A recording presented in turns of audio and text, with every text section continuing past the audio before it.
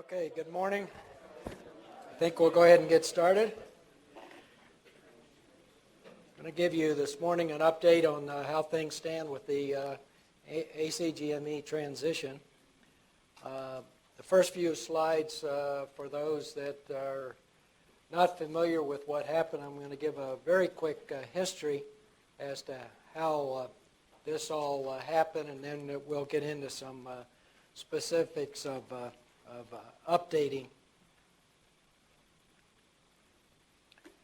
So first of all, why was the single graduate medical education accreditation system? Why was it done? And this is per the people at the AOA that was in charge in the ACGME, and these are put forth as the reasons why they felt a system should be started.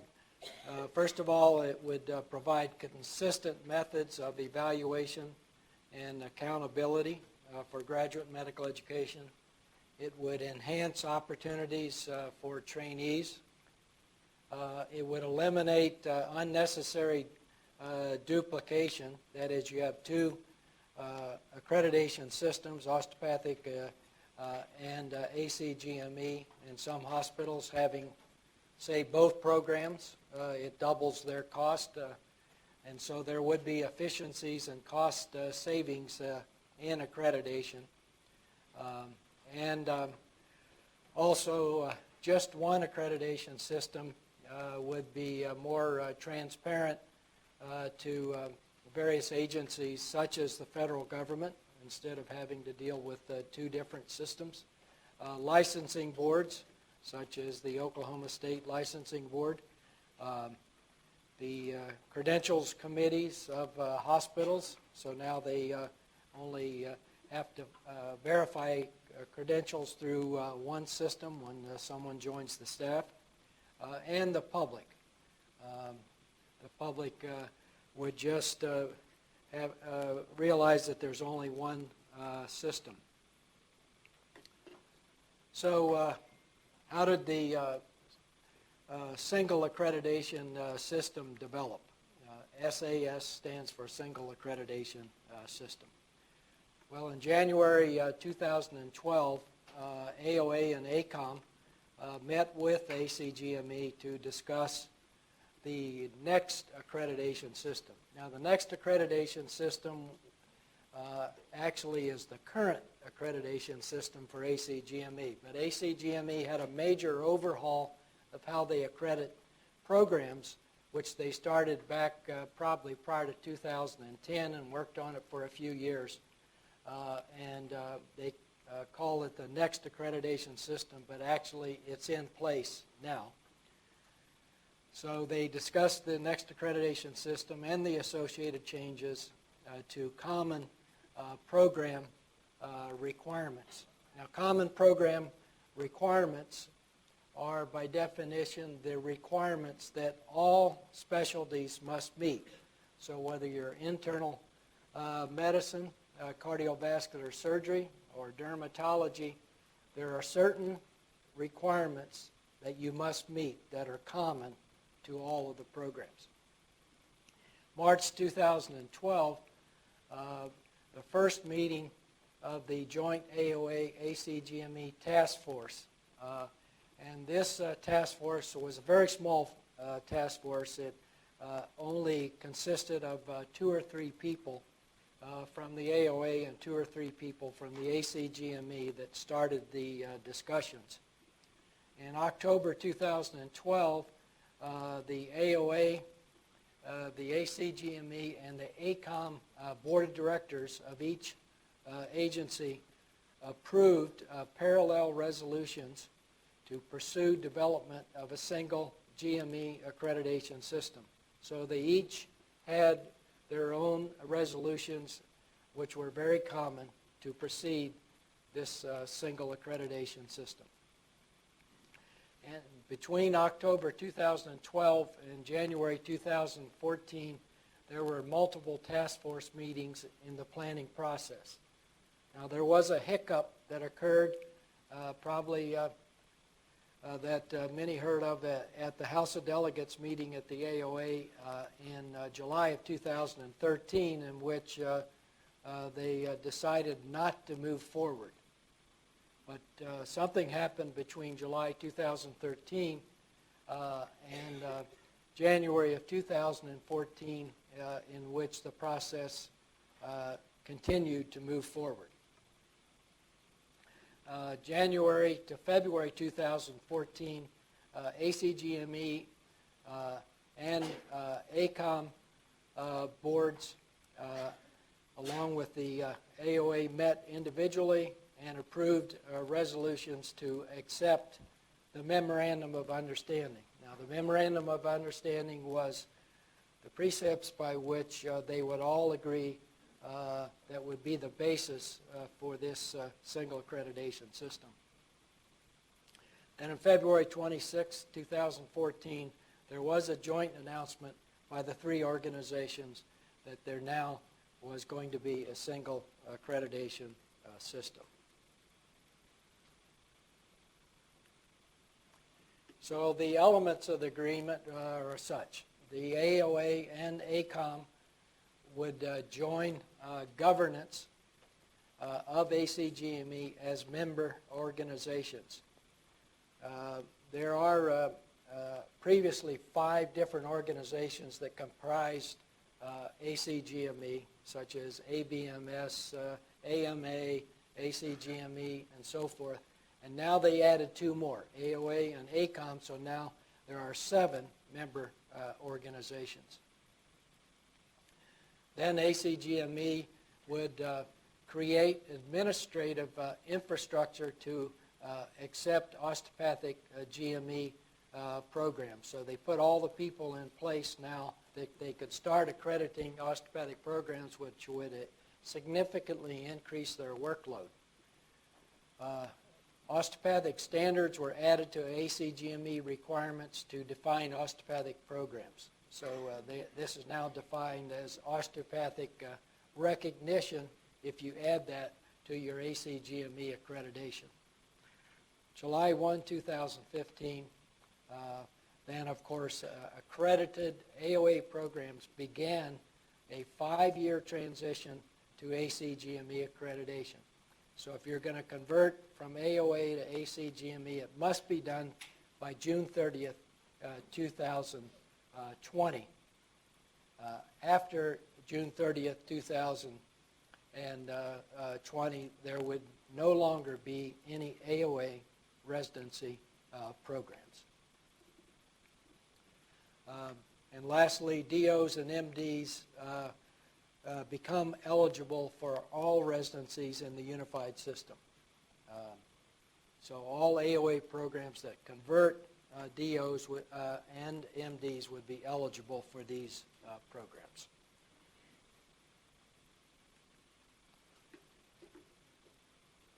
So what has happened, 2 AOA and 2 ACOM nominees were added to the ACGME Board of Directors. So now there was 4 directors added to the current existing number of about 30 members. And then there will be 4 more added during the next 2 years, so that there will be 8 directors, 4 from AOA, 4 presented by ACOM. Now when they add a board of directors to ACGME, they must be elected by the membership of the current board of directors. And the approval must be unanimous. So if someone's presented as a board of director and the vote is 34-1, you won't make it. It's got to be unanimous approval. Osteopathic representatives were added to ACGME review committees, and these are the committees, of course, at the specialty level that approve all of the requirements for training. So it depends upon the specialty as to how many DOs were added to these review committees. In the small committees, it may have been 1. In the larger ones, it may be 4 or 5 DOs that were added to the review committees. And currently, all of the review committees have DOs sitting on the review committees approving the changes and requirements as they come to the review committee, and also programs that are reviewed. Now, the regular operation committee meetings continue. Operations committee are committees within ACGME, like the requirements committee. The requirements committee is the final approving body for any changes in requirements for training. So these operations committees are functioning, and there are DOs on all of the committee meetings, and they have several operations committee. Currently, I sit on the requirements committee and the finance committee, so there's various DOs on various committees. ACGME then hired a senior vice president for osteopathic accreditation.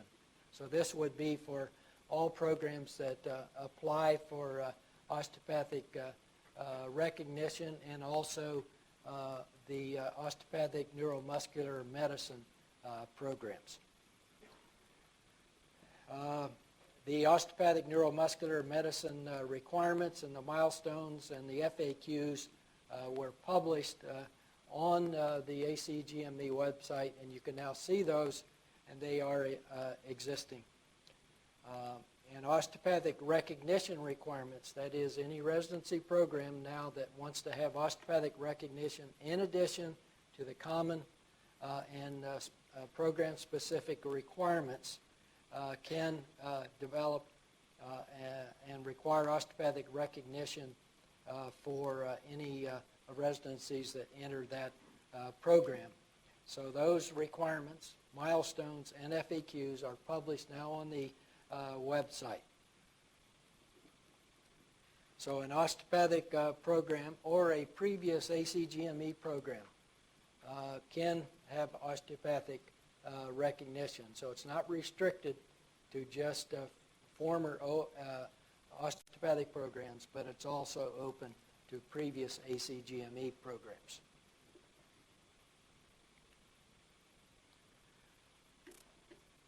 So the transition details, beginning July 1, 2015, the accredited AOA programs began a 5-year transition to ACGME accreditation.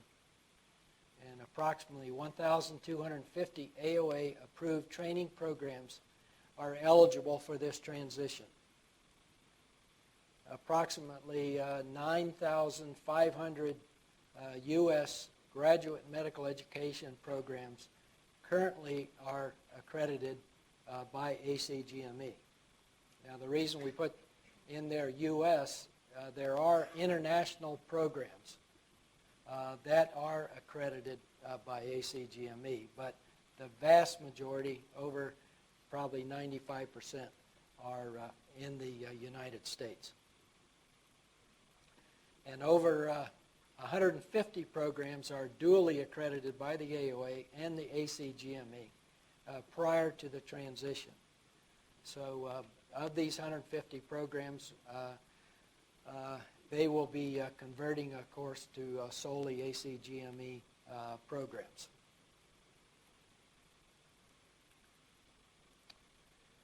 Okay, what is the single accreditation system and what it is not? The single accreditation system, the only thing that's changed is GME accreditation. The following has not been changed and will remain in place.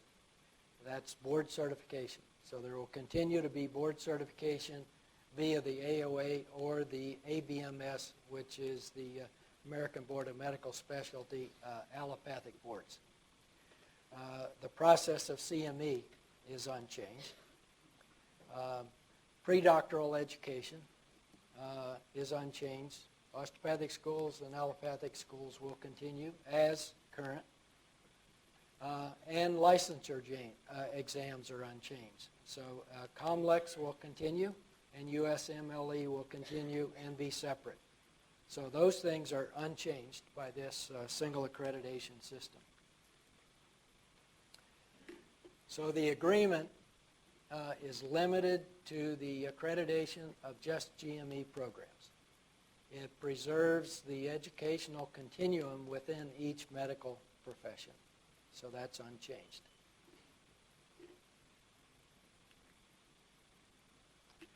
Okay, so let's kind of update as to how things are going. 17% of AOA programs have either submitted application or are already ACGME accredited. So remember, going back to our previous slide, there's 1,250 programs currently, AOA programs. And 17% have submitted applications or been accredited. This is far below what the ACGME predicted by this time. They predicted 1/3 of the programs would have submitted applications. Each application for a program, the fee is $6,200. So you can imagine how it's affected the budget of ACGME if they're 50% below their projected budget.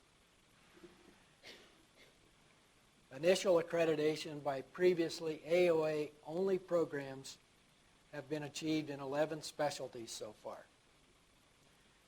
Anesthesia, dermatology, radiology, ER, family medicine, IM, OB-GYN, peds, general surgery, orthopedic surgery, and urology. Those have received initial accreditation.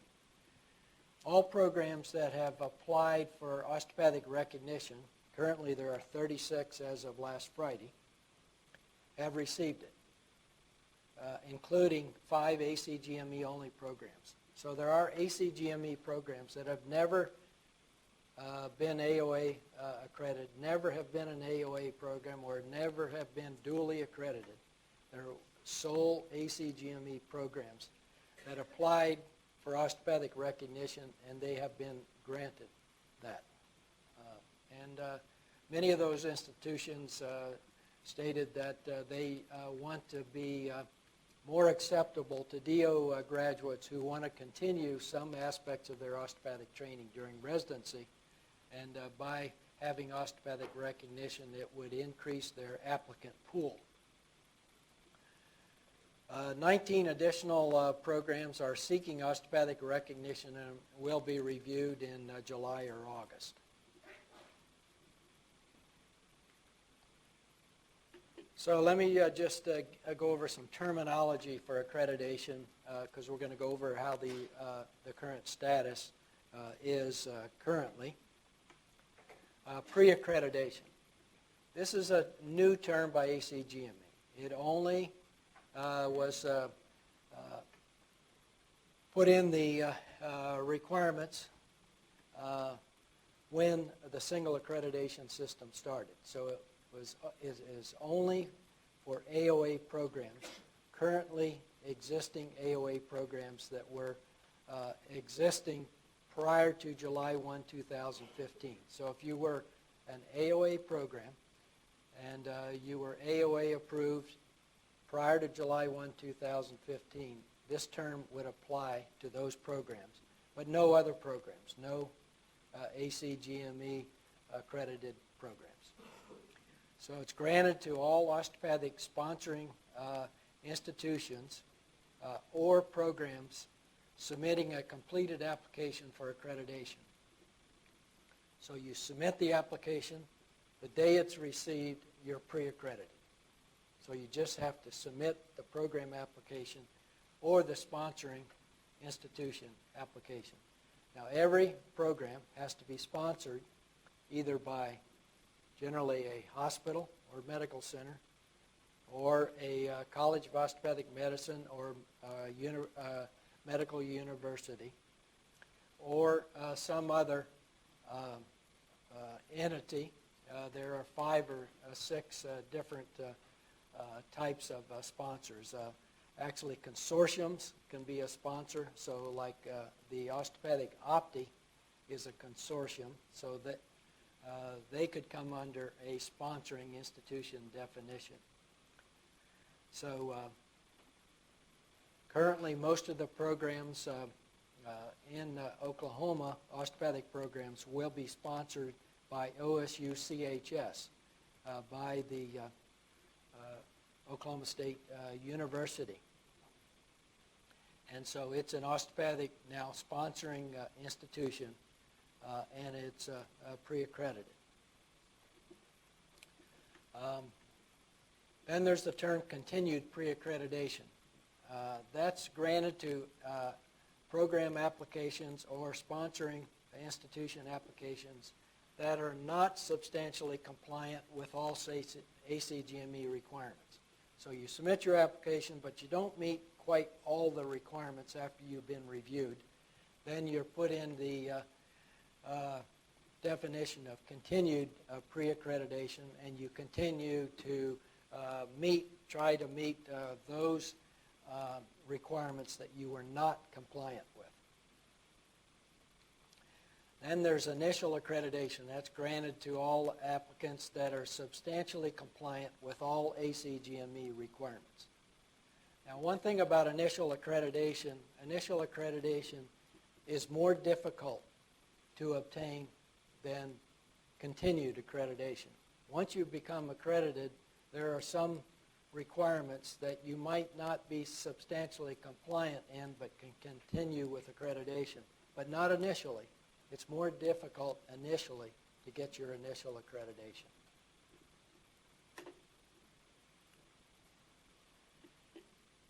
So continued accreditation is the next term, and that's granted to programs that have undergone a full site visit. So you submit your application. You're then notified that there will be a site person or site team that comes to your facility to site visit your program to verify what you put on your application. So it's granted to programs that have undergone a full site visit 2 years after initial accreditation and deemed to be in substantial compliance with the common and specialty program requirements. So you submit an application or program, you'll get an initial site visit. That'll go back to the review committee, and then if you have initial accreditation, then you're another site visit 2 years later. So that's continued accreditation.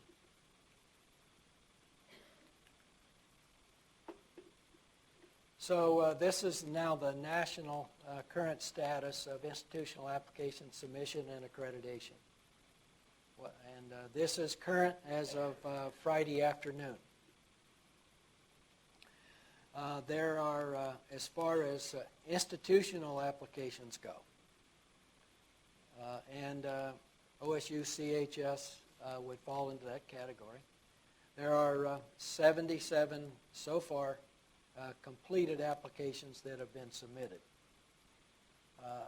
44 of the 77 have received initial accreditation. So in other words, they're substantially compliant with the requirements to be a sponsor. 5 of these are Optis. 2 are educational consortiums. There's 1 College of Osteopathic Medicine. There are 35 hospitals and medical centers, and 1 teaching health center. Now, prior to the single accreditation system, if you look at the sponsors in ACGME of the various sponsors, about 75% were hospitals and medical centers, and about 20% were universities, medical universities.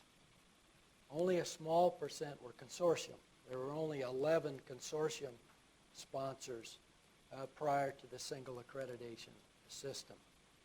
So Optis are considered a consortium. So already there have been 7 new consortium sponsors, which comes close to the 11 that existed prior to the single accreditation system. Now there are 33 in process. In other words, applications of sponsors been submitted, but they have not been vetted completely, and the Institutional Review Committee may not have met as yet. 11 are still in pre-accreditation. That means if they're in pre-accreditation, the review committee has not met yet to review their application. 22 are continued pre-accreditation. That is, the application was submitted.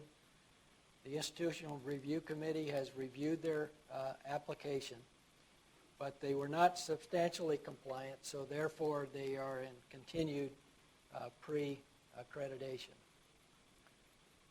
Now, one thing that's different between an institutional application and accreditation from a program application is that institutional applications do not require an initial site visit. So you submit your application, everything is done on paper to give you initial accreditation. So an institutional sponsor does not receive a site visit until 2 years after initial accreditation. So there's no initial site visit.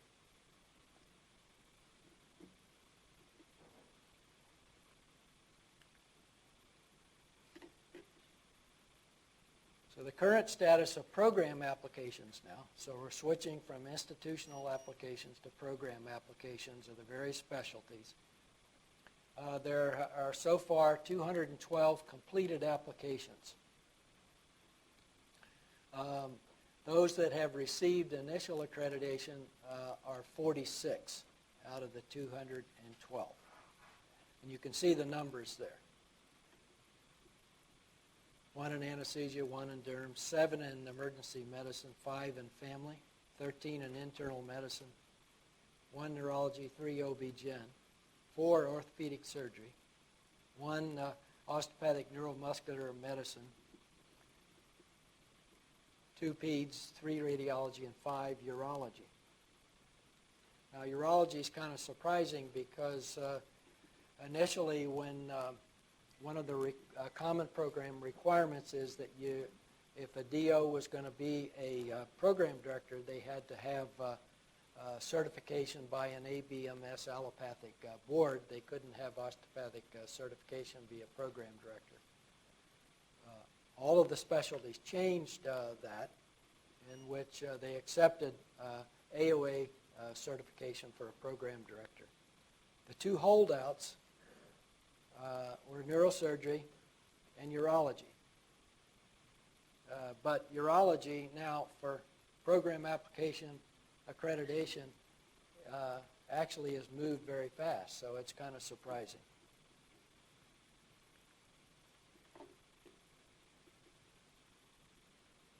Now, there's a terminology, initial accreditation contingent. What that is that you submit your program application, you have your site visit, it goes back to the review committee, and you receive accreditation. But it's contingent because your sponsoring institution yet has not received initial accreditation. So sponsoring institution has submitted their application, but they're in, say, continued pre-accreditation. So they're awaiting final initial accreditation. The day that the sponsoring institution receives their initial accreditation, automatically all of these initial accreditation contingent programs become initially accredited that same day. So of the 7, there's 1 in anesthesia, 3 in internal medicine, 1 in neurology, 1 in orthopedic surgery, and 1 in general surgery. So all of these programs, the day that their sponsoring institution becomes initially accredited, they become fully initially accredited.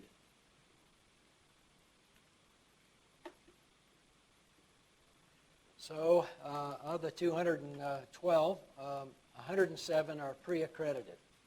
So the application has been submitted and they have not had either their site visit yet or they've had their site visit but it hasn't been reviewed by the review committee, or they've had their site visit, it's been reviewed by the review committee, and they're in continued pre-accreditation. So there's 107 applications that are in, and you can see the numbers there. Question? Yes? How would they have their site visit if it hasn't been 2 years yet since the application was open? Okay, programs, there's 2 site visits. For programs, you submit your application, and then you get a site visit, usually within, most of the time, 4 to 6 weeks of receipt of the application. So there's a site visit. The results of that site visit goes back to the review committee. And the review committee, if you get initial accreditation, then you'll have another site visit 2 years later. And then if you're 2 years later, if you're in substantial compliance, then you're in continued accreditation. And what that means is that you will not have another site visit unless you're in real trouble for some reason. You will not have another site visit for 10 years. So site visits are now every 10 years. What you have to do is you have to submit an annual report and update what's happening in your program. And the review committee will review that. If they see some red flags there, they may ask to come and site visit in the interim 10 years. So these are kind of the rundown. You can see in general surgery there are 19 programs that are pre-accredited. So there's a lot of work that's being done currently by the review committees. These take a lot of work and a lot of review, a lot of manpower hours. So there's a lot of them in currently, and several of these review committees are meeting in July and August, but some will not meet again until next January or February.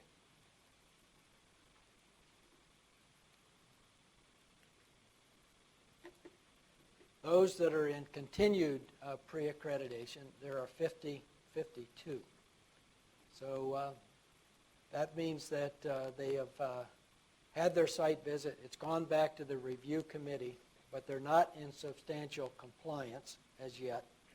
So the review committee has not given them initial accreditation. So they have some things that they have to work on and then resubmit another updated application to the review committee to become substantially compliant before they have initial accreditation. So you can see there the big numbers of those that have not received initial accreditation are 8 in family medicine, 8 in orthopedic surgery, 6 in otolaryngology, and 13 in general surgery. So a lot of the surgical specialty colleges have a lower return rate of initial accreditation than a lot of the primary, except for family medicine.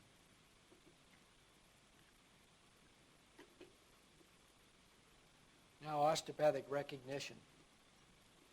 There are so far 55 programs that have submitted applications for osteopathic recognition.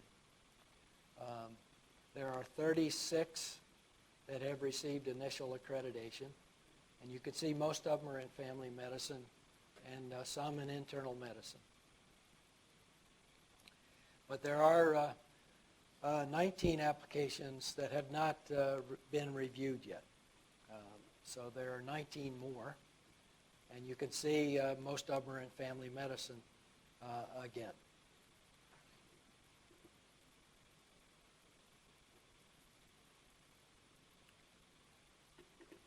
So let's take a look at our sponsor, OSU CHS. and the submission and status of OSU. The OSU institutional application is in continued pre-accreditation. It had a few requirements that were not in substantial compliance. Most of it had to do with governance. And since we're part of a university system, what ACGME requires is the authority over the programs. The authority must lie with the DIO, the Graduate Medical Education Committee, and the program directors. The authority has to lie within those three. And of course, we have a higher governance structure with provosts, deans, and presidents, and so forth, and the OSU Board of Regents, and so forth. So we had to go back and explain the whole system to them, and it's going to be reviewed in the next 2 to 3 weeks. But we clearly stated in that even though we have higher governance, the authority does rely within the Graduate Medical Education Committee, the DIO, and the program directors.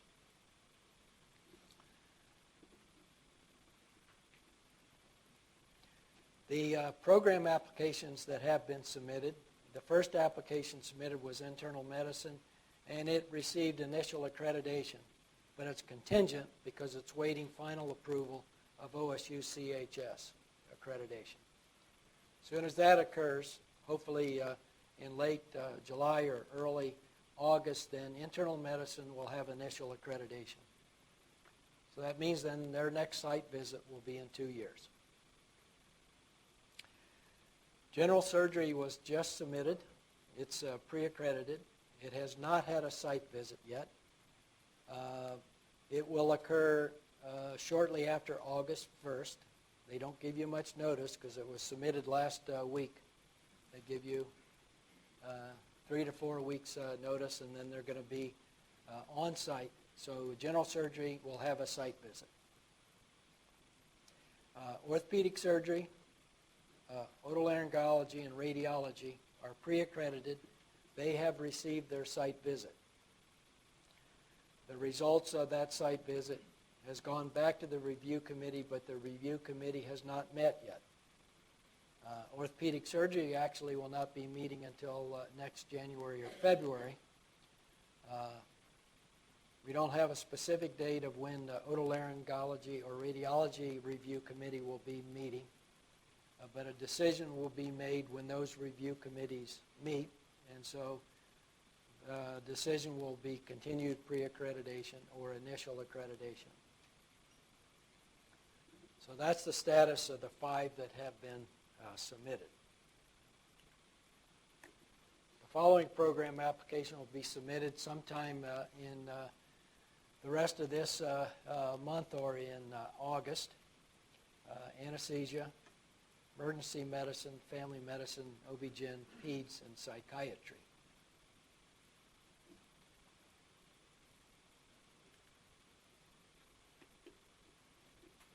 We don't have specific dates as yet on ophthalmology, or we do not have specific dates on the fellowships. One thing about the fellowships is that the fellowship program cannot be reviewed or site visited until the core program has received initial accreditation. So for instance, cardiology cannot be reviewed or site visited until initial accreditation is granted to internal medicine. So the core program has to receive initial accreditation. You can submit the application, but it will sit on a desk until initial accreditation occurs of the core program.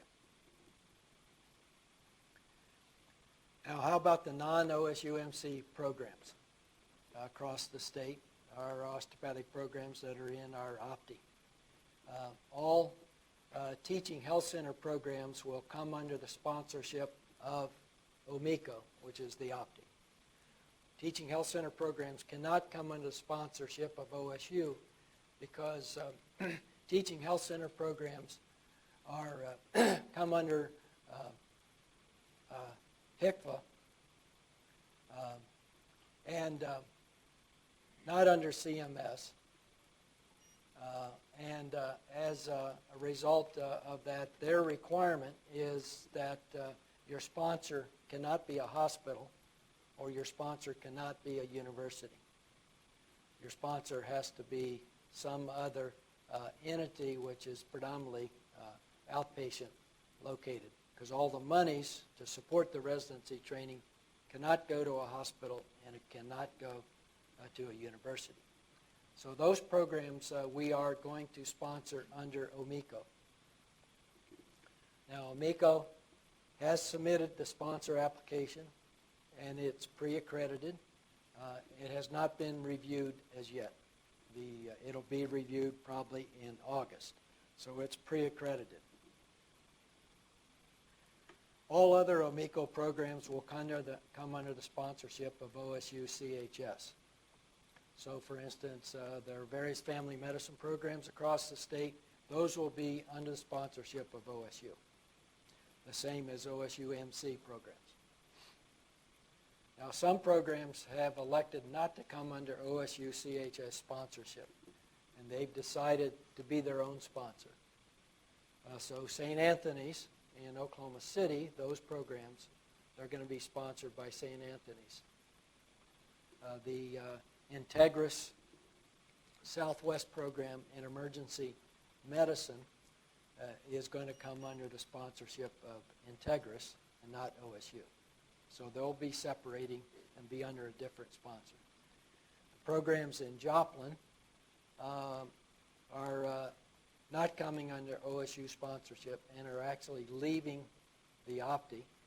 There's a new school, satellite campus of the Kansas City College of Osteopathic Medicine that is being developed in the Joplin area, and the Joplin-Freeman programs are coming under sponsorship of the Kansas City school or their OPTI. So they have left our sponsorship.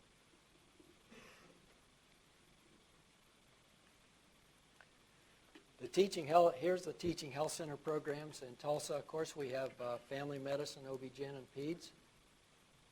In Tahlequah, there's internal medicine. And in Tallahena, there's family medicine. So those will be sponsored by OMICO, not OSU.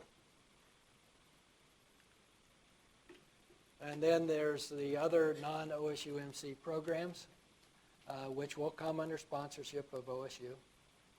The family medicine program in Ada hasn't started yet. It will start July 1, 2018. Durant, that's been in existence for many years. The Lawton programs in family medicine and emergency medicine. The McAllister program in family medicine. And there's a question as to whether or not they'll be starting up their internal medicine around 2018. The Mercy programs, the only one that looks near the horizon, maybe 2018, is family medicine, but we don't know for sure. The Norman Emergency Medicine Program and the Family Medicine Program in Tahlequah. So those are the other programs that will come under our sponsorship. Now a few things about AOA PTRC actions.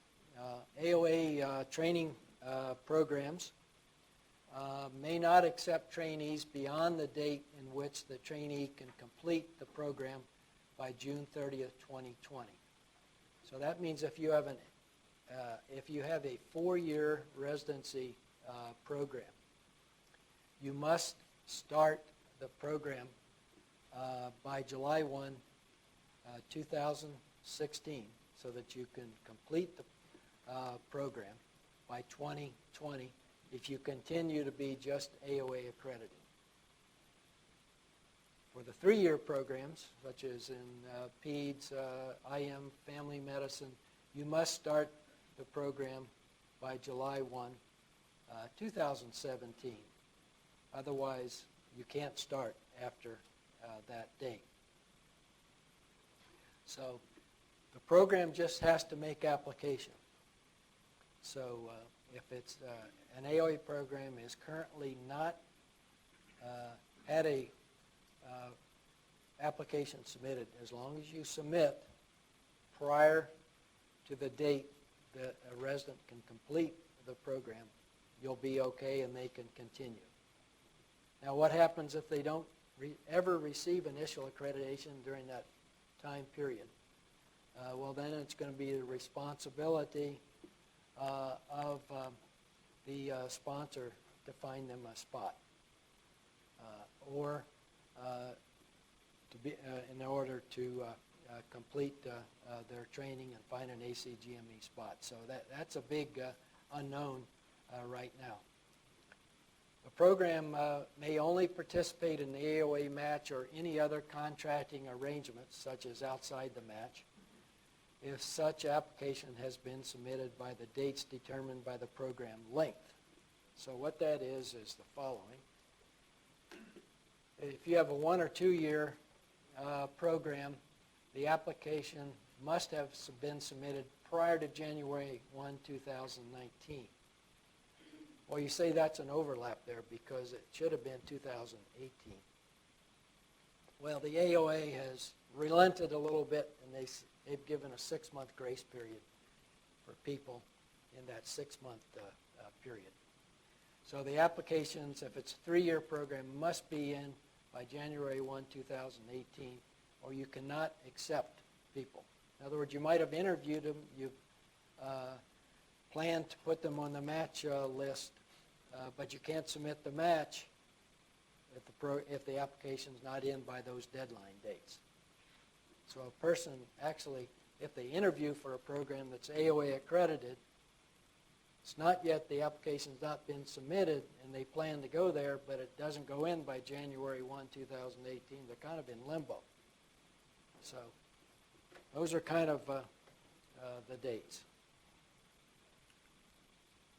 Okay, so the rest of the time, just open it up for any applications you may have. So, yes?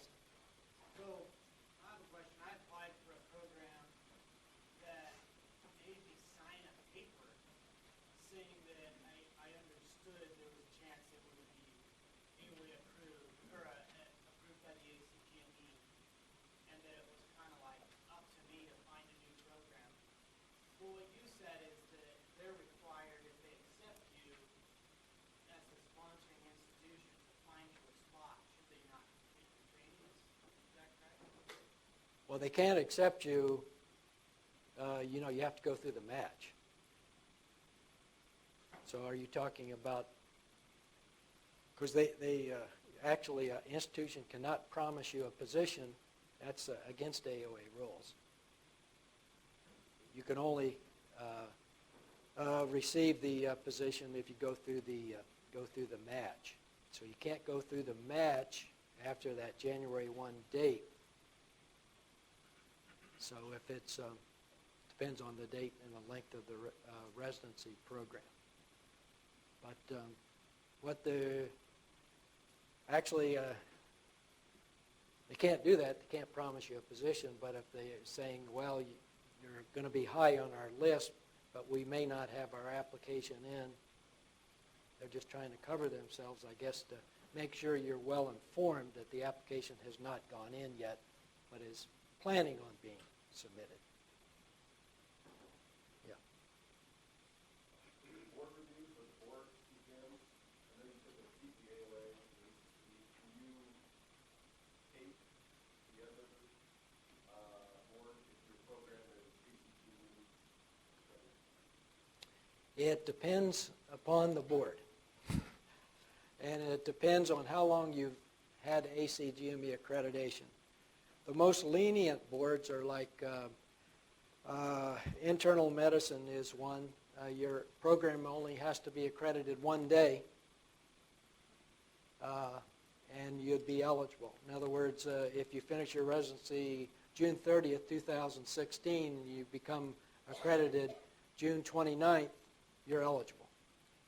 Some of them require that you have to be in the ACGME program the full length before you're board eligible. And then there are several in between. I think family medicine says you have to be in the program 2 years. Some of them say 1 year. So it's variable, and you have to look it up. I have all the data here on every board. It's not retroactive either, where you were in a program that became ACGME accredited 6 months after you graduated. You can't sit for the Right. It has to be accredited and meet that requirement prior to your graduation date.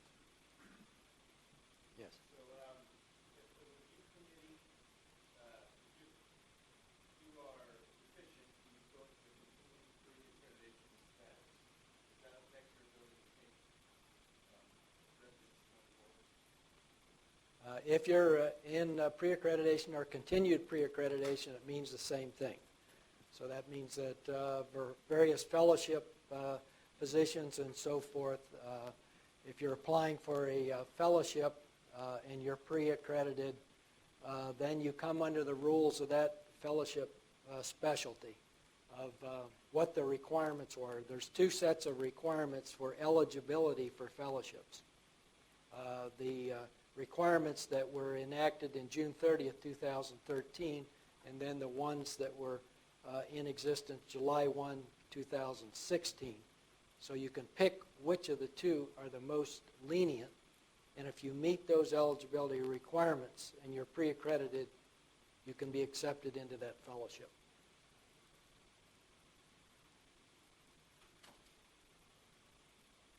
Yes. So when would we be graduating as an ACGME program? Rapid response, cafeteria. Rapid response, cafeteria. Rapid response, cafeteria. Okay, your question again?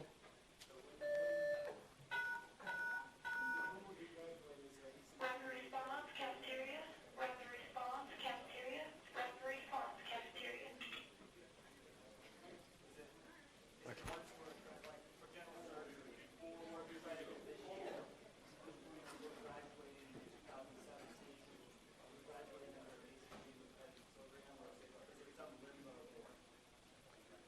Okay, for general surgery, of course, it's a 5-year program, and these rules are not retroactive for accepting new applicants. But if the general surgery program is pre-accredited, then your question is what?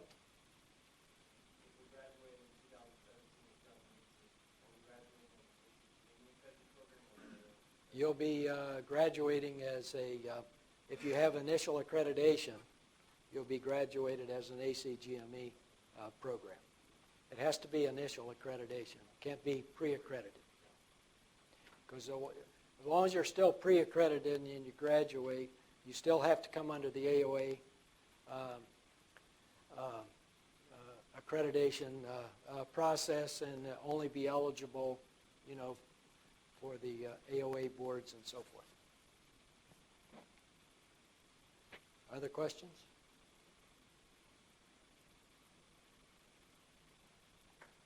Okay, yes, one more. If you were to graduate from an ACGME accredited program, you have to maintain your AOA going forward. If you were also graduated internal medicine, took your ACGME exam, and you have to keep your AOA going at the same time. Okay, if you finish a ACGME program, you would be eligible for either osteopathic certification boards or an ABMS certification board. So you can take one or both, either way. Whichever one you take, if you maintain it, you have to maintain the requirements if you want to maintain both of them or one of them. So let's say if you complete an ACGME program and want to receive just certification by an ABMS board, you don't have to do anything to maintain your osteopathic credentials. You don't have to be a member of the AOA. And you would not be required to do the CME requirements for AOA other than to meet the state requirements. So you may still have to be a member of the AOA to meet state requirements, possibly. So it would vary from state to state. There's a lot of variability.